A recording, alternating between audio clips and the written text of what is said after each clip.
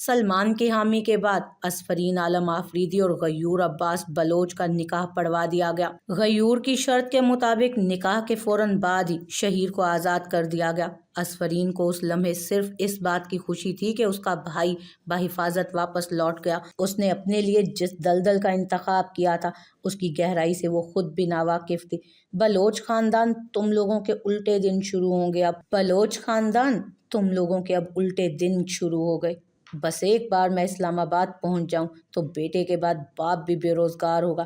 بند کمرے میں مٹھیاں بھینچے وہ بہت کچھ طے کر چکی تھی۔ راہ میں حائل سب سے بڑی رکاوٹ شہیر کی جان کو لاحق خطرہ بھی اب ٹل چکا تھا۔ شری کیا کر رہے ہو؟ اسلام آباد واپس آنے کے بعد وہ بغیر کسی سے بات کیے کمرے میں چلا آیا اور کمرے کی چیزوں کو توڑنے لگا۔ لعنت ہے مجھ پر، میری وجہ سے میری بہن نے اپنی زندگی تباہ کر لی۔ اس نے گلدان اٹھا کر ڈریسنگ ٹیبل کے شیشے پر دے مارا۔ شری ہوش کرو۔ سلمان نے اسے کندھے سے کھینچ کر اپنی طرف موڑا۔ آپ ایسا کیسے کر سکتے ہیں بھائی؟ میں مر رہا تھا تو مرنے دیتے مجھے۔ ایسی زندگی کی ایک ایک سانس میرے لیے حرام ہے۔ رو رو کر اس کی آنکھیں سرخ ہو چکی تھیں۔ یہ فیصلہ میرا نہیں، شونا کا تھا میرے چاند۔ سلمان نے اس کا چہرہ ہاتھوں میں تھاما۔ وہ تو نادان ہے، آپ تو سمجھدار تھے نا۔ جانتے نہیں ہیں کہ کن درندوں کے حوالے کر آئے ہیں میری معصوم بہن کو۔ وہ ڈریسنگ ٹیبل کو لات مارتا کمرے سے نکل گیا۔ شری میری بات تو سنو۔ وہ اسے روکنے کی ناکام کوشش کر رہا تھا۔ بلوچ خاندان ابھی بھی گاؤں میں ہی رہائش پذیر تھا۔ نکاح کے بعد وہ بلوچ حویلی میں آ تو گئی تھی مگر 2 دن گزر جانے کے باوجود کسی نے اس سے کوئی بات نہ کی۔ ایک کمرے میں اسے بند کر دیا گیا تھا جہاں ملازمہ اس کے لیے کھانا لے کر آتی اور دوبارہ کمرہ بند کر کے چلی جاتی۔ اب آگے کا کیا سوچا ہے عباس؟ دادی نے سوال کیا۔ سوچنا تو غیور نے ہے کہ اس لڑکی کے ساتھ کیا کرنا ہے، شہر لے جانا ہے یا یہیں مار کر پھینک جانا ہے۔ عباس بلوچ جو ایزی چیئر پر آنکھیں موندے بیٹھے تھے سیدھے ہو بیٹھے۔ کیسی باتیں کر رہے ہو عباس؟ کچھ تو خدا کا خوف کرو۔ بیٹے کی بے حسی پر ماں کا دل کانپ اٹھا تھا۔ اس آفریدی خاندان نے کیا تھا خوف جب 2 بچوں کے باپ کی بیوی بنا کر لے گئے تھے ہماری اکلوتی بہن کو۔ 20 سال ہو گئے اماں، اپنی بہن کی شکل دیکھنے کو ترستے ہیں۔ ان کے پرانے زخم تازہ ہو گئے۔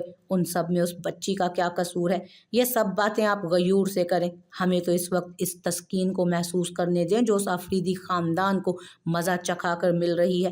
ہمارے بیٹے کے فیصلے پر ہمیں فخر ہے۔ انہوں نے دوبارہ آنکھیں موند لیں۔ مجھے کم از کم اس بچی سے ملنے ہی دو۔ 3 دن سے کمرے میں قید ہے۔ دادی نے التجا کی۔ اماں یہ منتیں آپ غیور کے سامنے کریں۔ اب وہ لڑکی غیور کی ملکیت ہے۔ وہ لا تعلق ہو گئے تھے۔ مجھے مت مارو، میں نے کچھ نہیں کیا پلیز۔ غیور کی آنکھ کھلی تو وہ نیند میں بڑبڑا رہی تھی۔ زاری کیا ہوا؟ غیور نے اس کے ماتھے پر ہاتھ رکھا جو پسینے سے گیلا ہو چکا تھا۔ میں نے کچھ نہیں کیا، مجھے شوقس نہیں لینے۔ وہ ابھی بھی غنودگی کے عالم میں تھی۔ زاری، غیور نے اسے جھنجھوڑا۔ مجھے مت مارو۔ وہ گھبرا کر اٹھ بیٹھی۔ ہم تمہیں نہیں مار رہے، کیا ہوا ہے؟ اس کا خوف غیور کو بھی سہمنے پر مجبور کر گیا تھا۔ پانی پانی۔ اس کا وجود کپ کپا رہا تھا۔ یہ لو پیو۔ وہ پانی کا گلاس لیے بیڈ پر واپس آیا۔ ٹھیک ہو؟ اس سے گلاس واپس لیتے ہوئے اس نے پوچھا۔ جی۔ اس نے سر ہلایا۔ ڈر گئی تھی؟ اس نے گلاس سائڈ ٹیبل پر رکھا۔ جی۔ اس نے بیڈ سے ٹیک لگائی۔ ڈرو مت، اب ہم ہیں نا؟ وہ اس کے ماتھے پر ہاتھ پھیرتے ہوئے بولا۔ آپ اتنی دیر سے کیوں آئے؟ پہلے کہاں تھے؟ جانتے ہیں وہاں میرے ساتھ کتنا برا سلوک ہوتا تھا، نرس مجھے کتنا مارتی تھی۔ غلطی ہو گئی، سوری۔ مگر کیا کرتے زاری، ہم نے تم میں ہر جگہ ڈھونڈا مگر تم ہی دیر سے ملی۔ وہ شرمندہ ہوا، کان پکڑ کر بولے۔ سوری۔ اس نے دونوں کان پکڑے۔ مجھے وہاں واپس تو نہیں چھوڑ کر آئیں گے نا؟ کبھی بھی نہیں۔ اس نے انکار میں سر ہلایا۔ آپ بہت سویٹ ہیں۔ وہ اس کا ناک کھینچ کر بولی۔ چلو سو جاؤ۔ اسے کمبل اوڑھا کر غیور وہیں بیڈ سے ٹیک لگا کر اسے دیکھنے لگا۔ کل ان لوگوں نے شہر واپس جانا تھا۔ غیور نے فیصلہ کر لیا تھا کہ اسفرین یہیں حویلی میں رکے گی۔ اسے اسلام آباد سے دور رکھ کر وہ آفریدی خاندان کی اذیت میں اضافہ کرنا چاہتا تھا۔ غیور، دادی کمرے میں آئیں تو وہ واپسی کا سامان باندھ رہا تھا۔ جی دادی، اس نے بغیر ان کی طرف دیکھے جواب دیا۔ وہ بچی ہمارے ساتھ نہیں چلے گی کیا؟ وہ اس کے سامنے آ کھڑی ہوئی۔ ہرگز نہیں، اس نے عام سے لہجے میں جواب دیا۔ کیوں؟ کیونکہ ہم ایسا چاہتے ہیں۔ کیوں ظلم کر رہا ہے بچے؟ دادی تڑپ اٹھی۔ ظلم کیسا؟ وہ جس سلوک کی مستحق ہے وہی ہو رہا ہے اس کے ساتھ۔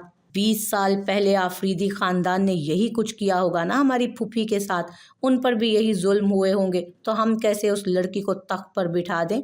उसके हर अंदाज से रिवायती जागीरदार झलक रहा था। तुझे मेरे जुड़े हाथों का वास्ता, उस बच्ची को शहर आने दे। दादी के आंसू उसका दिल जकड़ गए। दादो प्लीज ऐसा ना करें। उसने दादी के जुड़े हाथों को मजबूती से थामा। आप जानती हैं ना कि आंसू हमारी कमजोरी हैं। वो उनकी आंखें मलते हुए बोला, मान जाना बच्चे। उसके सीने पर सर रख के वो मान से बोली, ठीक है, सिर्फ आपके लिए। उसने हामी भर ली थी। असफरीन कमरे में कैद होकर बुरी तरह से बेजार हो चुकी थी। वो उस लम्हे यहाँ से वहां चक्कर काट रही थी जब धड़ाम कमरे का दरवाजा खुला और गयूर अब्बास बलोच स्याह शलवार कमीज में मलबूस बड़े ठाठ से कमरे में दाखिल हुआ। तुम में इंसानियत है, अकल है, गंवार इंसान। 3 दिन से मैं यहाँ कैद हुई बैठी हूँ। उसे देखते ही असफरीन ने हल्ला बोल दिया था। गूंगे हो गए हो? कुछ बोलोगे या जबान कटवा कर आए हो? उसके सीने पर जोर जोर से थप्पड़ मारती वो उसे पीछे की जानिब धकेल रही थी। गयूर ने उसकी दोनों कलाइयां पकड़कर उसे दीवार की तरफ धकेला। उसका सर का पिछला हिस्सा दीवार से बहुत जोर से टकरा जाता, मगर ऐन वक्त पर गयूर ने उसे संभाल लिया। पहली और आखिरी बार तुम्हें समझा रहे हैं, बलोच खानदान में औरत को कैंची की तरह जुबान चलाने की इजाज़त नहीं है। असफरीन आलम आफरीदी। उसकी कलाइयाँ अभी भी गयूर के हाथों में दबोची हुई थी और चेहरा उसके चेहरे पर मुकम्मल झुका रखा था उसने। असफरीन ने अपना मुंह पीछे करने के लिए सर को दीवार से जोड़ा। मेरे कान अल्हम्दुलिल्लाह काम करते हैं, पीछे हटकर बात करो। उसने कोफ्त से आंखें बंद की। बस इतनी सी हिम्मत थी? कहाँ गई वो सारी अकड़? वो उसकी हालत से महजूज हुआ था। खुद को इस घुटन का आदी बना लो मिसिस गयूर अब्बास बलोच। बहुत दुख दिए हैं तुम्हारे खानदान ने हमें, अब एक एक का बदला चुन चुन कर लेंगे। वो भी टस से मस नहीं हुआ था। टू हल with you and your mentality. उसने खुद को उसकी गिरफ्त से छुड़वाया और फौरन उसके सामने से निकलकर फासले पर चली आई। Hello, okay well. गयूर उसकी अंग्रेजी का मजाक उड़ाता मुड़ा। देखो गयूर, मेरे कुछ उल्टा बोलते बोलते वो रुकी। क्या? उसकी बात मुकम्मल तसव्वुर में लाता वो मजीद मुश्तइल हुआ। मेरे भाइयों के दुश्मन। उसने हाजिर दमागी से बात बदली। अब तुम्हारे भी हैं। उसने बात झटपट काटी थी। देखो गयूर, मैंने तुम्हारा क्या बिगाड़ा है? वो लहजे में थोड़ी नरमी लाई। मैंने क्या बिगाड़ा? तुमने क्या नहीं बिगाड़ा? और तुम्हारा खानदान, उसके तो क्या ही कहने। 20 साल पहले तुम्हारे चचा ने हमारी फूफी को हमसे छीन लिया और आज तुम्हारे मंगेतर जहान खान आफरीदी ने न सिर्फ हमारी मंगेतर को अगवा किया बल्कि हमारे बेगुनाह भाई आजिर को भी मौत के घाट उतार दिया। उसके यकदम बदलते लहजे पर असफरीन ने उसकी आंखों में झांका जो लहू बरसा रही थी। मेरा दिल कहता है कि जहान ऐसा नहीं कर सकता। तुम्हारी मंगेतर झूठ। उसकी बात मुकम्मल होने से कबल ही गयूर ने हाथ हवा में बुलंद करते हुए उसे चुप रहने का इशारा किया। आइंदा के बाद तुम्हारी जुबान पर उस कमीने का नाम भी आया तो हलक से जुबान खींच लेंगे तुम्हारी। वो चीखा। चीखो मत, कान काम करते हैं मेरे। आवाज़ भी बुलंद हुई। कल सुबह 7 बजे हम यहाँ से निकल जाएंगे, तैयार रहना वरना यहीं सड़ती रहोगी। उसे उसी कैफियत में छोड़कर वो कमरे से निकल गया और मुलाजिम ने दोबारा कमरा लॉक कर दिया। Damn it. उसने गुस्से से वहीं खड़े खड़े बेडशीट खींचकर जमीन पर गिरा दी। ना चाहते हुए भी अपनी तौहीन पर वो अपने आंसू नहीं रोक पाई। पिछले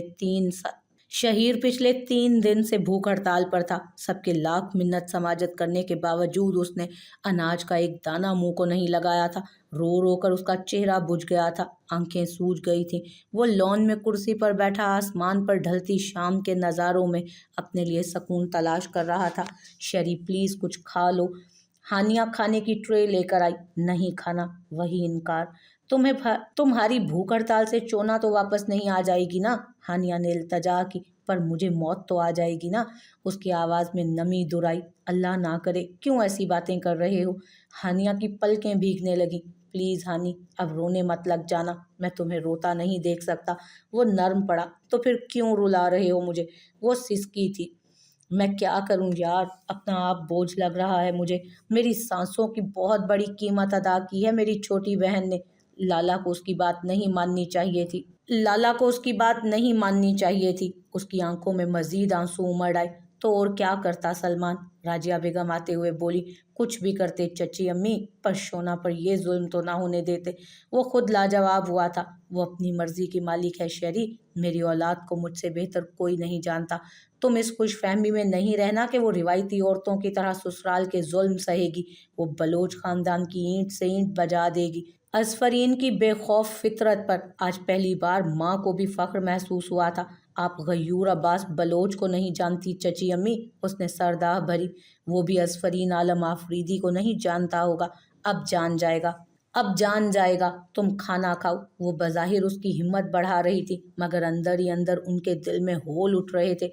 बेटी लाख बहादुर सही, मगर मुहाज पर तन एक तनहा थी। प्लीज शेरी, हानिया ने निवाला बनाकर उसके मुंह में डाला था। वो लोग दोपहर 12 बजे इस्लामाबाद पहुंचे थे। असफरीन आलम आफरीदी बलोच खानदान की बहू बनकर आज पहली दफा बलोच हवेली में दाखिल हुई थी। गांव से ही दादी ने उसे बड़ी सी चादर ओढ़ा दी थी। पूरे रास्ते भी उसका मुंह ढका रहा था और अब उसे उस चादर में अपना दम घुटता महसूस हो रहा था। सारा, इसे गयूर के कमरे में ले जाओ, दादी ने सारा को हिदायत की। जी। बुरा सा मुंह बनाती सारा उसकी तरफ आई थी। चलो। उसे बाजू से पकड़कर वो सीढ़ियां चढ़ाती ऊपर ले गई। कुछ ना नजर आने के बाइस असफरीन अल्लाह तवक्कल पर ही चल रही थी। गयूर गुस्से का बहुत तेज इंसान है, अल्लाह ही तुम्हारा भला करे। उसे कमरे में लाकर सारा ने बेड पर बिठाया। इसे तो उतार दो। उसे असफरीन की सुस्ती पर गुस्सा आया। थैंक गॉड, उसने शुक्रगुजारी के साथ चादर उतारी तो खुली फिजा में सांस बहाल होता महसूस हुआ उसे अपना। कुछ भी चाहिए हो तो मुझे बता देना। सारा कंधे उचकाती कमरे से निकल गई। हद हो गई है, इतने आलीशान कमरे में रहकर भी इस गयूर की सोच झोंपड़पट्टी के लोगों जैसी है। उसके जाने के बाद उसने खींचकर चादर दूर फेंकते हुए खड़े होकर कमरे का तज्जिया किया, जो कि किसी महल का शाही कमरा मालूम होता था। इसी असना में कमरे का दरवाज़ा खुला और उसकी जान का दुश्मन अंदर दाखिल हुआ। इस घर में आ ही गई हो तो यहाँ के कुछ असूलों को अपने पल्लू से बांध लो मिसिस गयूर अब्बास बलोच। यहाँ मर्दों का राज चलता है। हमारे घर की औरतें अपने मर्दों के दिमाग से सोचती हैं, और तुम्हें तो हम लाए ही मुलाजमा की नीयत से हैं।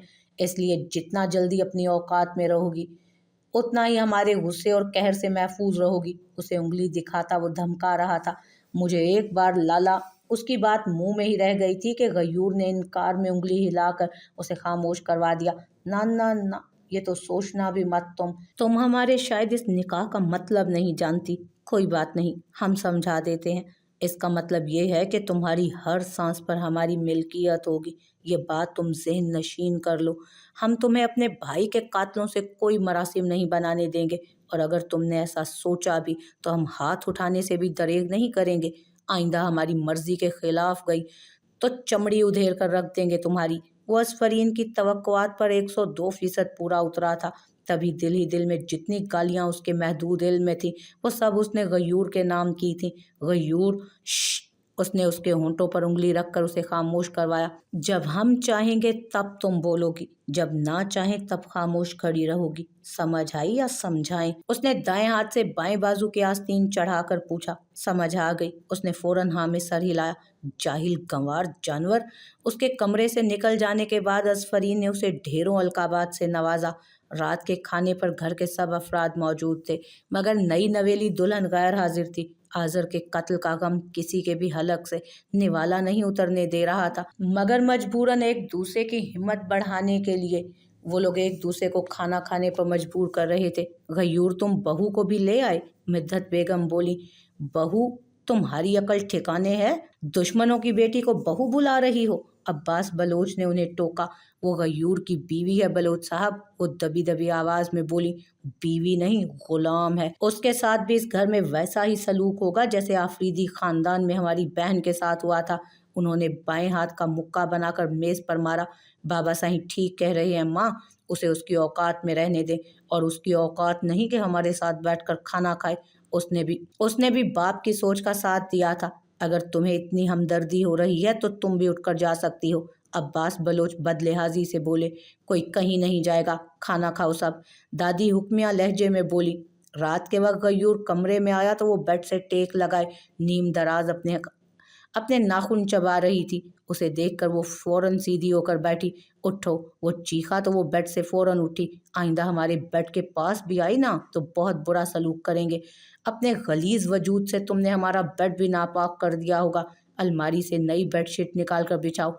उसने इशारे से ड्रेसिंग रूम का रास्ता दिखाया। मेरे हाथ लगाने से बेडशीट नापाक नहीं होगी? उसने अकड़ कर सवाल किया। तुम्हें हमारी बात समझ नहीं आई शायद। जितना हम कहें उतना किया करो। बाजू में बाजू दिए वो उसे घूरने लगा। ओके, उसने डरने की बाकमाल अदाकारी की ताकि गयूर को उसके अगले रद्द अमल की भिनक बिना लगे।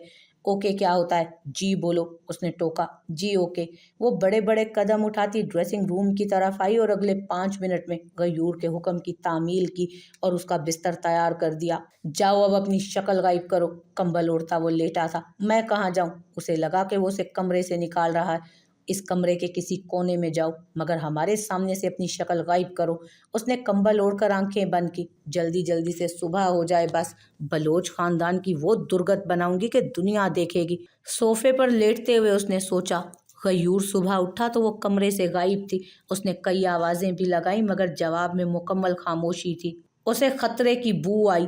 पूरी हवेली में किसी को इसकी खबर ना थी। गयूर समेत तमाम मुलाजमीन उसे तलाश कर रहे थे मगर मोहतरमा हवेली से ही गायब थी। हेलो, वो लॉन में खड़ा था तभी फ़ोन बजा। मिस्टर गयूर अब्बास बलोच, तुम्हें क्या लगा था कि मैं मजलूम मशरकी लड़की की तरह तुम्हारे जुल्म सहकर उसी घर के किसी कोने में सारी उम्र गुजार दूंगी? कहाँ हो तुम? तुम्हें क्यों बताऊं? वो खिलखिलाई। असफरीन, हमें सख्ती पर मजबूर मत करो। उसने बमुश्किल जब्त बरकरार रखा हुआ था। तुम्हारे कल के तज़हीक आमेज जुमलों के जवाब में तुम्हारी पूरी फैमिली के मुंह पर ऐसी चमाट लगाऊंगी कि सारी उम्र के लिए उंगलियों के निशान चेहरे पर नक्श हो जाएंगे तुम्हारे। वो उसे मजीद इश्तियाल दे रही थी। असफरीन, उसके कुछ भी कहने से कबल कॉल काट दी थी उसने। वो उस वक्त स्टूडियो में बैठी शो की तैयारी कर रही थी जिसका मकसद बलोच खानदान के जालमाना फैसले को पूरे पाकिस्तान के सामने लाकर उन्हें रुसवा करवाना था। उसे अंदाज़ा था कि उसकी इस हरकत के बाद गयूर किसी भी हद तक जा सकता है मगर वो भी कहाँ बाज आने वालों में से थी।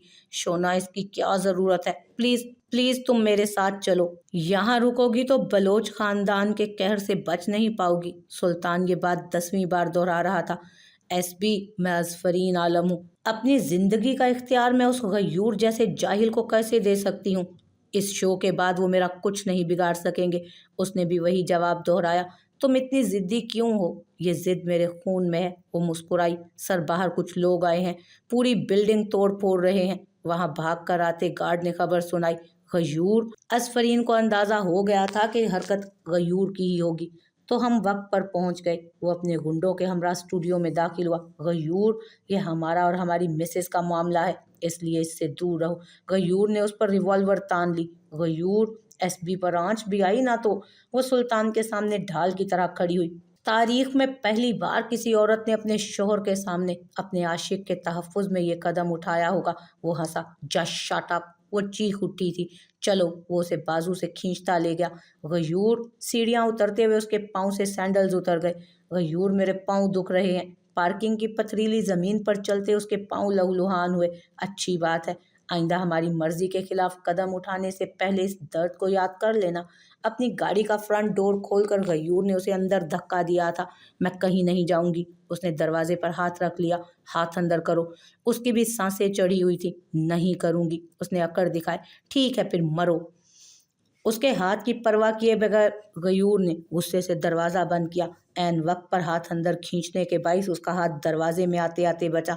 मर जाओगी किसी दिन हमारे हाथों से। गुस्से से फ्रंट दरवाज़ा बंद करता वो ड्राइविंग सीट पर आ बैठा।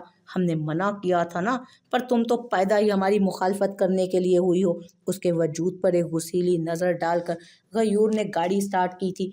बलोच हवेली आने के बाद उसने मरकजी हॉल में असफरीन को लापटखा था। घर की तीनों औरतें उसकी हरकत पर शुशदर रह गई थी। दादी ने फौरन उसे ना थामा होता तो वो सीधा फर्श पर जा गिरती। गयूर, ये क्या जहालत है? मिद्दत बेगम उस पर भड़की थी। हमें इस जहालत पर इसी ने मजबूर किया है। गयूर, तुम तो पढ़े लिखे हो, औरत जात से ऐसा सलूक तुम्हें जेब देता है क्या? असगरी बेगम भी बरहम होती बोली थी। जो औरतें मर्दों की बराबरी के हकूक मांगती हैं ना, उन्हें औरतों वाली नरमी की भी हसरत नहीं रखनी चाहिए। इसे हमारी नज़रों से दूर कर दें वरना गोली मार देंगे हम इसे। पाँव पटकता वो घर से निकलने के लिए पलटा। तुम जाहिल हो, गंवार हो, इंसान तुम जैसे नहीं होते। दर्द भरी आवाज़ में वो चिल्लाई थी। अच्छा तो किस जैसे होते हैं? तुम्हारे भगोड़े मंगेतर जहान जैसे या तुम्हारे आशिक सुल्तान जैसे? उसने मुड़कर कारी जरब लगाई थी। गयूर! उसकी गूंज से हॉल लर्जा था। चीखो मत! उसने भी उसी कुव्वत से जवाब दिया। दफा क्यों नहीं हो रहे तुम? माँ ने उसे ही बेइज्जत किया। जा रहे हैं, लेकिन ये बात यहाँ खत्म नहीं हुई असफरीन आलम। याद रखना, याद रखना। घर में ही फैमिली डॉक्टर को बुलवाकर उसकी मरहम पट्टी करवाई गई। गयूर की जज्बाती फितरत का सभी को अंदाजा था, मगर वो उस गुस्से और नफरत में इस हद तक पहुंच जाएगा ये किसी के वहमो गुमान में भी ना था। मैं बहुत शर्मिंदा हूँ असफरीन, शायद मैं ही एक अच्छी माँ नहीं बन सकी। मिद्दत बेगम उससे नजरें तक नहीं मिला पा रही थी। कसूर तुम्हारी परवरिश का नहीं है मिद्दत, उस खानदान का खून है ये। गयूर को ये बदलिहाजी विरसे में मिली है। दादी रंजीदगी से बोली। ये लो दूध पी लो। असगरी बेगम दूध का गिलास उसके मुंह के करीब लाई। मुझे कुछ नहीं खाना पीना, मुझे मेरे घर जाना है। बेड से टेक लगाए उसने नई जिद पकड़ ली। तुमने गयूर का गुस्सा नहीं देखा आसफरीन, उसकी ढिठाई पर? मिद्दत बेगम भी हैरान थी। गयूर मुझे मार पीट कर रोक तो सकता है पर मुझे झुका नहीं सकता। मैं भी आलम अफरीदी की बेटी हूँ, आफरीदी खानदान का खून हूँ। जिद और हठधर्मी मेरी रगों में भी लहू की तरह दौड़ती है। उसका लहजा दर्द के बावजूद भी धीमा नहीं पड़ा था। ये हठधर्मी औरत जात को जेब नहीं देती असफरीन, दादी ने उसे समझाया। औरत जात को क्या जेब देता है दादी? मर्द की मार खाना, उसकी हर बात पर सर झुकाकर जी हजूरी करना। जानती हैं, कसूर गयूर का नहीं बल्कि बलोच खानदान के किसी भी मर्द का नहीं, कसूर इस खानदान की औरतों का है जिन्हें अपने हक के लिए लड़ना नहीं आता। आप लोग अगर माजी में अगर आवाज उठाती तो आज इतना भयानक हाल ना होता। वो उल्टा उन्हीं को सुनाने लगी। तुम बहुत बहादुर हो असफरीन, मगर जिस दिन तुम्हारी ये बहादुरी गयूर के पैरों तले कुचली जाएगी ना, उस दिन के बाद तुम अपने साए से भी डरोगी। मिद्दत बेगम के जवाब ने उसे खामोश करवा दिया। रात गए गयूर कमरे में आया तो वो बेड पर सोई नींद की वादियों की सैर कर रही थी। उसने एक नज़र उसके वजूद पर डाली। उसके दोनों पाँव पर पट्टी बंधी थी। पाँव उसने जानबूझकर कंबल से निकाले हुए थे ताकि जख्म ना दिखे। गयूर को एक लम्हे के लिए उसके लिए बुरा महसूस हुआ। शायद हमने गुस्से में कुछ ज्यादा ही, उसने खड़े खड़े सोचा। लेटी रहो, हम भी लानत भेजते हैं इस बिस्तर पर। उसकी आंख खुली तो गयूर को अपनी तरफ मुतवज्जो देखकर उठने की कोशिश करने लगी, पर गयूर ने उसे टोक दिया। तुम्हें तुम्हारी नींद मुबारक हो। लैंप टेबल पर पड़ी अपनी सिगरेट की डब्बी और लाइटर उठाता वो कमरे से निकल गया। भाड़ में जाए जाहिल इंसान, उस पर लानत भेजती वो दोबारा सो गई।